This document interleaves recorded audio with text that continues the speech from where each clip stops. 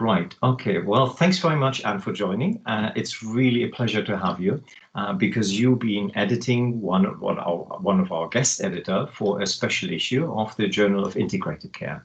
And I was wondering if you could introduce yourself briefly and tell us a bit more why you wanted to edit this special issue for the journal. Thanks very much, Axel, and it was a real pleasure and an excitement for me to make the transition from being a reviewer for the journal to guest edit a special issue. Particularly a pleasure when it was a special issue that was really a subject dear to my heart.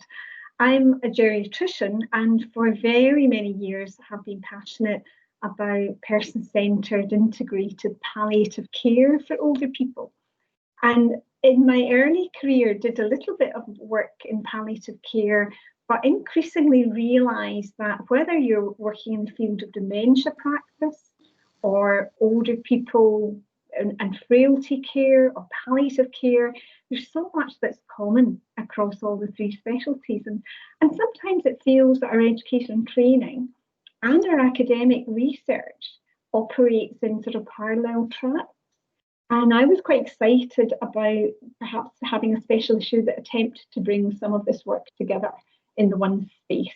So that was the background to the special issue, and it was great that Emerald and the Journal of Integrated Care had the vision to support that.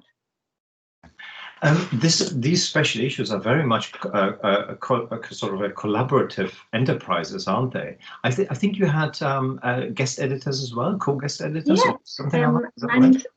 And the first thing I did was support myself with some fabulous women who are really experts and passionate champions of quality care in their field. So Professor Debbie Tolson from University of West of Scotland, Professor Anya Carroll from UCD in Dublin, and Anne Mills, the Chief Executive of the Hospice Isle of Man and the Shoan Academic Centre. And so again, it was getting experts in their field to come together, and I think we formed a really strong group. And what was the sort of cherry on the cake was undoubtedly the support from Emerald and your team, particularly Joanne Inman, who held my hand right at every step. Joanne was great, keeping me right with the editorial system. Fantastic, glad to support you in this. And can you tell me a bit more?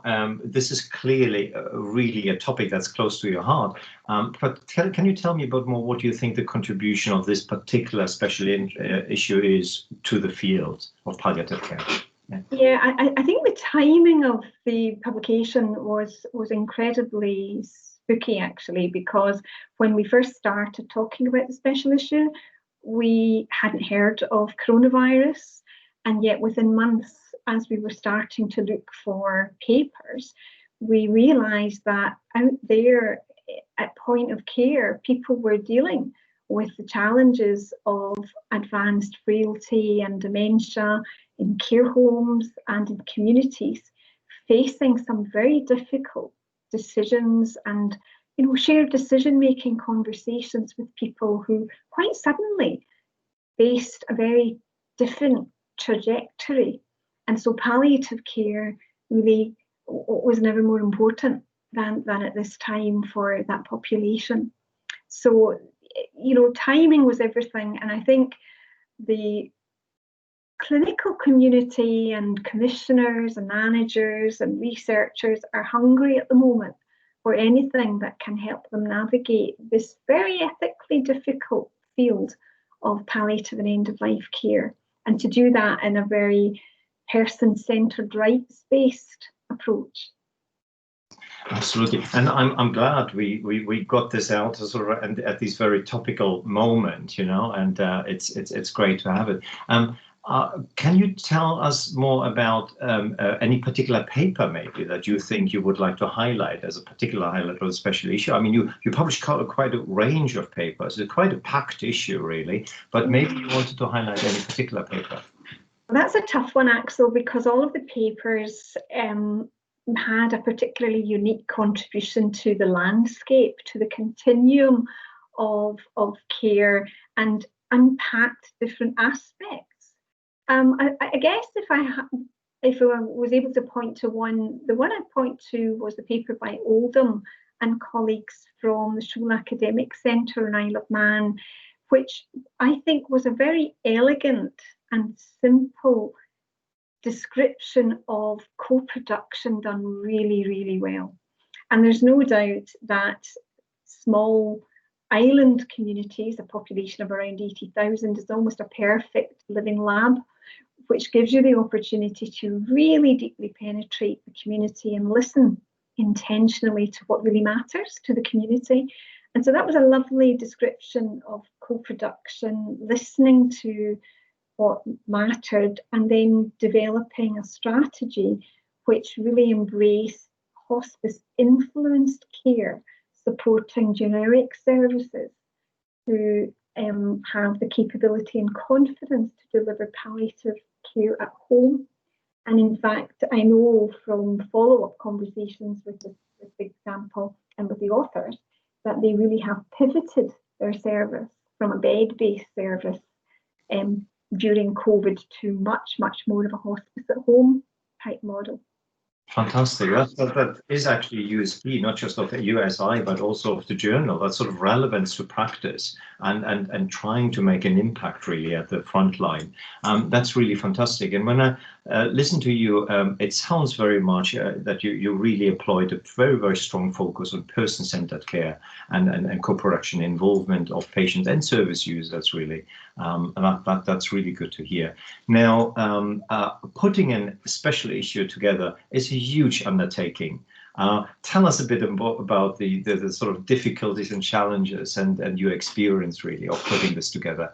It's been a project for a long time, isn't it? Or quite a long time. Yeah. I guess there's a lead time into these from having the conversation with the editorial board to pulling together some co-guest editors and working with Joanne and on the journal team, to getting the call for papers out, and then nudging people in our own academic networks, the International Foundation for Integrated Care. We use the special interest groups that we have to try and get the message across that we were actively looking for papers.